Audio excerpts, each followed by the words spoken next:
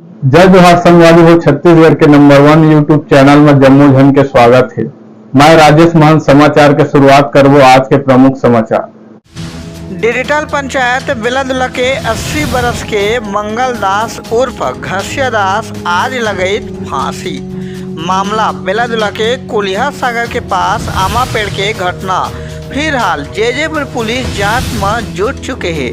Postmortem report आए के बाद हुई खुलासा। एती बेलादुला के नवनिर्वाचित सरपंच श्रीमती नीरा शिवनारायण सिदार घटना लेके जतईन है दुख। सीजी पंचायत ने राम कुमार मनार की रिपोर्ट।